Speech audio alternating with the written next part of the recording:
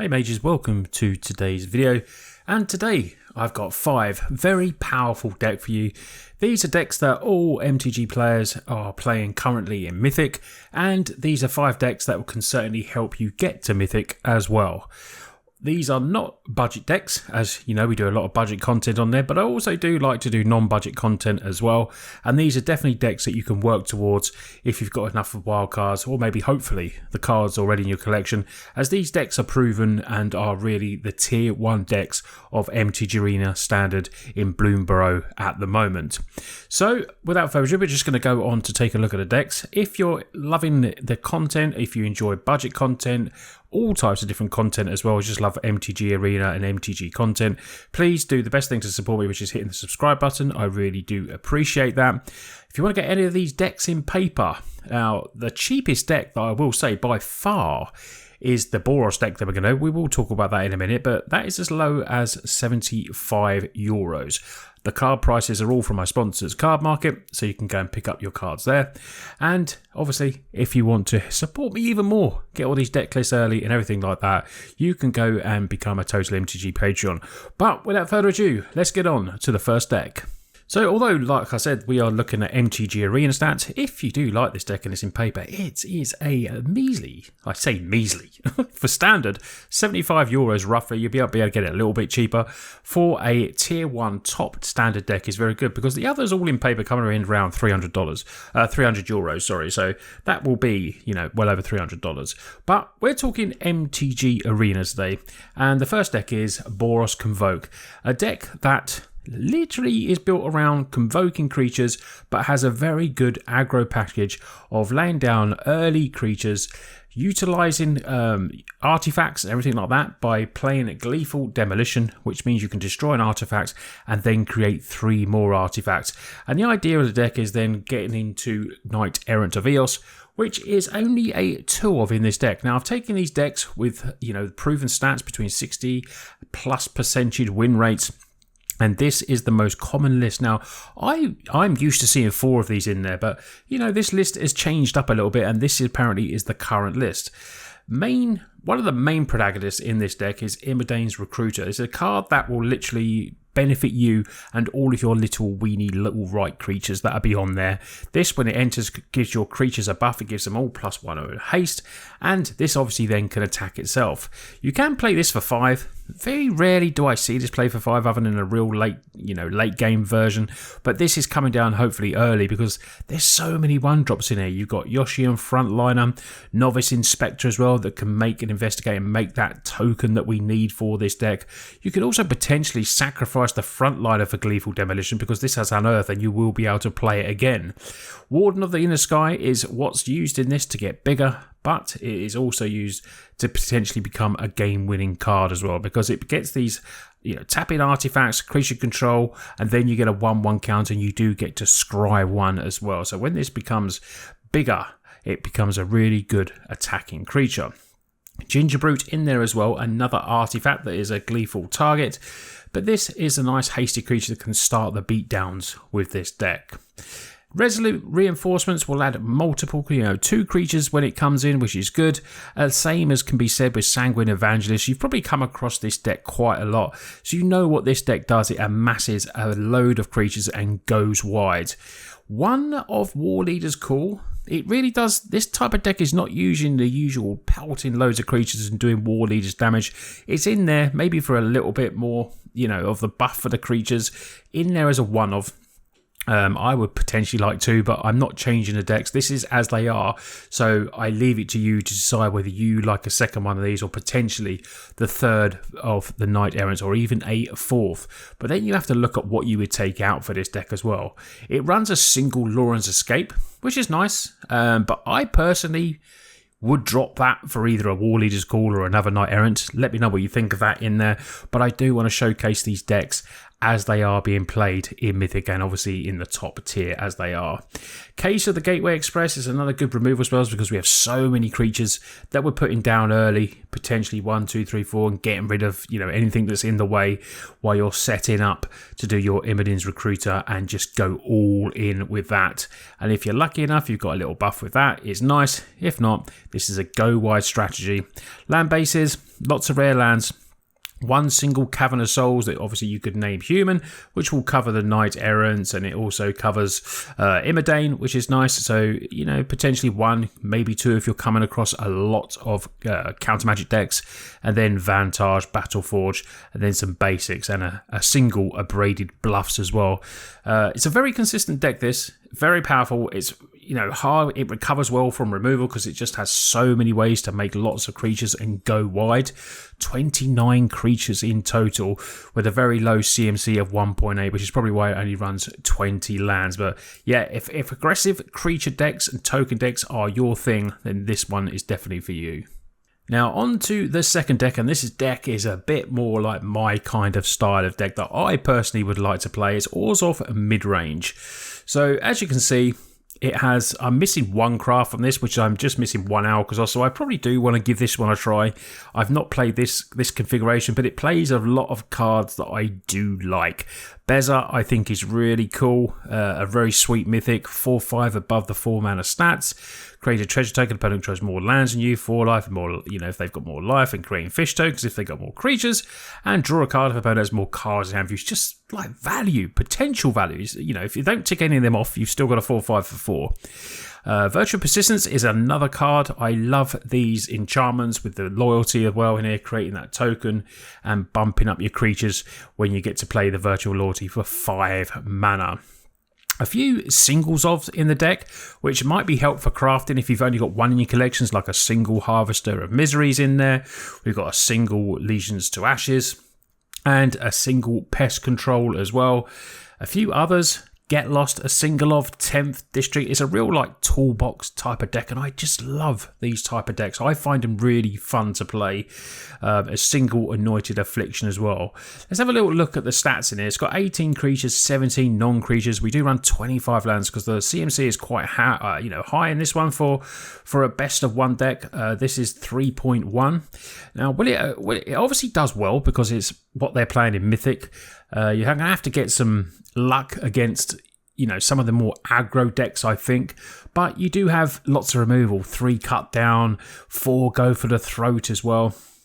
Legion to Ashes is good. Exiling tonic, non-land, permanent, opponent controls, and all tokens. So going against Boros Convoke, you've got a sweet card in there that will do pretty well for there. And then you've got some Death Touch with Preacher that can trade with anything. Zoraline can gain your life back as well when bats attack. You've got the Deep Cavern, so with this as well, so you might be triggering some cool life game. And obviously Alcazar is the back god lifelink. So if you can get to the later stage, you really will take over some of these decks with this card. I really like the craft of this with, I do like decks with one-offs. I know sometimes, obviously, you're looking for consistency. There's a lot of people that just won't play a deck like this that will just want the 4/4/4 of every single card. But I do love these sort of cards, and potentially might need a little bit of luck. But it's a deck that I would find, very fun to play. So I probably will just craft this extra mythic so I can give it a go, and maybe we could do some gameplay of this if this is a deck you'd like to see. But let me know down in the comments of that. Fountain Pour, a card in paper that has zoomed up in the last week, but on Arena it's just, it's a gold wild card. But I always thought this card was too cheaply priced. I think it's such good value. Sacrificing a token, draw a card, paying 2, pay 3 for life, get a fish, get a blocker, get a treasure token as well. So if this is on the field and you want to get up to your 7 mana, your 5 mana, and a bit land screwed, this, obviously this might be able to help you in some stages. But all in all, I think it's a really good utilising land. Fables, 4 of them. Then we've got Backstreet, 4 ofs. Restless Forceless, that is nice. Becoming a creature and getting that life swing as well with this deck. No Sheoldred though.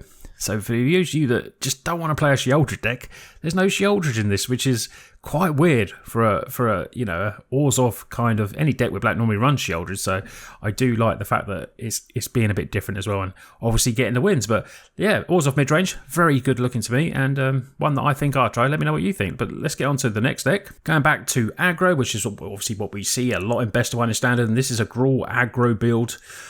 Slightly, low curve, 1.8, 20 creatures, 17 non-creatures, but it goes for 23 land here. Interestingly, two colours, doesn't really want to miss what it does. This is all about, lots of aggro creatures like Cacophony and creatures like Heartfire Hero.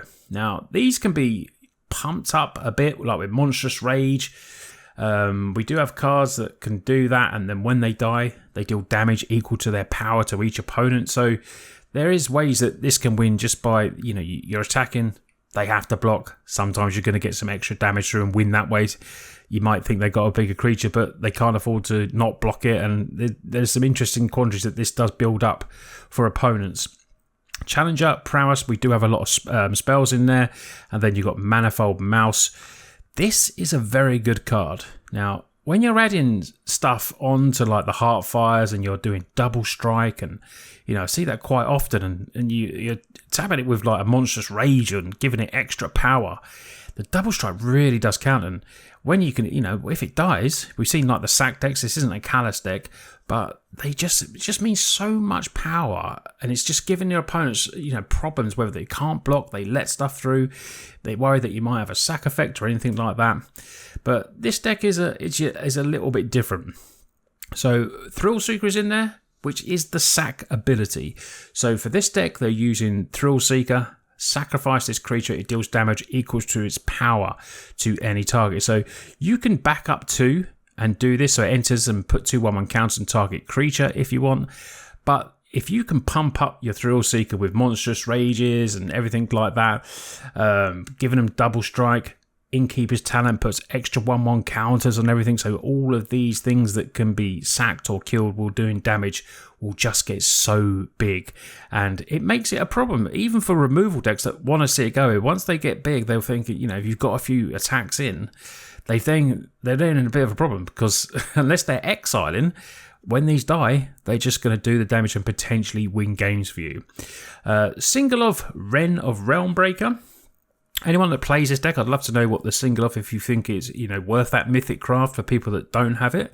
I've not played this deck. I'm missing a couple of, I think, 1 manifold, maybe 2 manifold. I'm missing 1 power patch and 2 manifold. So I probably could still craft it. I've got enough rares. It's just the mythics are always, as you can see, look at my uncommons. You can tell I do a lot of budget content. It's the uncommons that are just absolutely missing from this deck. But interesting build. Gruul colours, a lot of people love the Gruul colours. You've got Cavern of Souls to stop against the counter decks.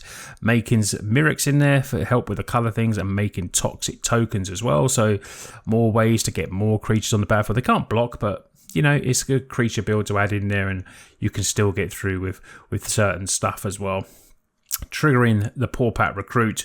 Whenever a creature comes target spell or ability, put a 1/1 counter on that creature other than that creature as well. So it's got ways. These little creatures turn into massive beaters, and yeah, all in all, a good fun deck. Not one that I've played. I'm not really a Gruul player, but I would love to know if anyone has and how good it's been for you. Obviously, we know it's doing well in Mythic. 2 decks to go, and another me kind of deck. I do love mid-rangey decks personally. I'm a bit of a control mage, as you know, but I do love the old mid-range decks as well. And this is, as you can see, a lot of cards that have transported from some of the other decks as well. Your Virtue's in here, very good card. Liliana, we saw a single of in there. And Innkeeper's Talent is just a card that can be used in a lot of mid-range deck and even aggro decks because it's 2 mana. The level 2 of the Ward 1 is amazing, and putting the 1/1 counter on is really good as well. The level 4 is excellent, if you want to go for that more of that counter through, but I just even find it just coming in and doing level 2 for me is normally enough. So this deck is running on mid-rangey, kind of like it has a bit of a control-y sort of build. Lots of removal. Choking Miasma in there. Is a card. If a spell was kicked, put a 1/1 counter on a creature, but it gives all creatures -2/2. We don't run like loads of creatures in this mid-rangey deck. It's sort of control-y, 14 creatures and 22 non-creatures, 24 lands. It seems low for it with the 3.3 average. I was thinking more 25, but this is obviously as it plays. The creatures that it does run is Skull Dweller, can just trade with anything, so good early piece of thing to stop, or even late game to stop any big beaters coming down. And then you're looking at hands with Deep Cavern Bat as well. It runs 3 Pillage, which is the card I'm missing. Pillage the Box. Look at the top X cards in your library, where X is twice the number of lands you control. Put one of them in your hand and the rest in the bottom of your library. You can also plot 3 this and play it later for 0 as well, which is, pretty nice if you don't want to do it just yet. You're looking at late game where you've got more lands on the battlefield as well. Against the discard decks, Balof's in here. Really good. If they turn 1 get you to discard, you're just dropping a 4/4 in there and gaining 4 life, and that can be hard for some decks to deal with straight away. And if they're dropping like a turn 2 talent, it's getting bigger. It's just, this is just turned into a really cool uncommon card with the mass discard decks that are currently out there. It runs some big beaters. Phyrexian Flesh Gorger. Putting this down even as the 3 mana is good. If it can come in late game, really nice as well. And then Vraska's Betrayal. We've got the combo in this deck. So Innkeeper's Talent, you get this up to level 3 if you put 1 or more counters on a permanent player, put twice that many counters on. And the combo of this is when you do the -9. If a target player has fewer than 9 poison counters, they get any number of counters equal to difference. But then obviously they're going to get more counters. It's going to put twice that many, and it's a game-winning combo. You have to build it up, get your Innkeepers on, and then later game get this in there and trying to control the board as best you can with the removal. Skull Dweller I count as removal as well. You got a couple of virtues. Gaining this down turn 3 to get the life, which is hopefully what you need. Good against Go for the Throat decks. This is harder for them to remove. Stays out even as a 3/3. Stays out the realms of cut down as well. So sometimes this can really take a game away without a chance. But this is a deck that I'm definitely going to craft the other cards because it's just a deck that I would really love to play, and I do love a combo deck. Even though I don't play many, I just feel like this is a cool combo, and obviously it's doing very well. But let's get on to the last deck. So the last deck we have is a 5 colour domain that is just doing so well in Mythic. It always does do really well. There's a couple of little differences to this deck. Adding in Lightning Helix is just a really good way to gain some life back early against all of the life gain decks and everything like that. I just think this is a really, really good addition. Temporary Lockdown clears up so many decks as well. The aggro decks, the discard decks, it just does super, super well. And obviously you're playing this potentially early, so you're not taking your beanstalks. It has 1 Imodine's Recruiter, which I find very, very interesting for this deck. I've not generally seen it in there before, but you can make the Knights late on, which is okay. It does run Herd Migration, which can make obviously a lot of tokens as well, so potentially coming down and giving them all haste is a thing. Or maybe your Traxxas. Who knows what you want to do. This is the craft that I need. Ancient Cornucopia. So whenever you cast a spell that's 1 or more colours, you gain 1 life for each of that spell's colours. So if you can actually get this in turn 3, and you're looking at your multicolour spells there, like the Helix, playing this for multicolour with the Kicker, I assume that would obviously kick that as well for the Cornucopia. And then you have a Traxxas, of course, that is 4 colours and 3. That is just a game-winning card, as we well know. The land base is quite heavy for rares, but this, got Commercial District, Lush Portico, because it's going to help with Leyline Binding, which is what these are coming as Forest Plains and Mountain Forest. It only makes the Leyline Binding, really good and early removal. The best removal for this deck, Sunfall. Just exiles everything. You get to make that incubator token potentially. And this deck, once it goes to mid-range or, goes past, it can beat aggro, because once it gets to a certain point and stabilizes, they just can't come back against this deck. It's just too strong. The card draw with Up the Beanstalk is great. More removal with Get Lost. It's just, this is a deck that I really love to play. Herd Migration, playing it for discard, gains another little bit of life, can potentially save you getting another land into play as well. As you can see, lifelink with the Archangel, lifelink with Atraxa, lifelink there, lifelink Helix. It's a deck that is built to, if it can and gets it doesn't always need a perfect hand. It can sort of stay in the game, but once it stays in that game, it's just a deck that's really, really hard to take down. Only 8 creatures, 26 non-creature spells, 4.2 average. Obviously, there's no 1-drops in this. It's just a really high costing deck with the reason for the 26 lands. But it's been around for a while. There's another slight iteration that the only difference was running Jace, the mill card, which is obviously a separate win con. But I do like this because it's thinking about aggro. It has the Helix and obviously the staple cards like the Wraths and stuff like that. So the life gain is there, hopefully a little bit more to help against this very aggro meta. So there are 5 of the top tier 1 meta decks currently being played in Mythic and can get you to Mythic as well. Let me know which one of these decks you've played, your results with it, how you do. Maybe even just, let me know your rank. There's no shaming in rank. Sometimes it's just about how often you get to play. My rank is very low because I just don't get the time to do gameplay quite as much. I would love to.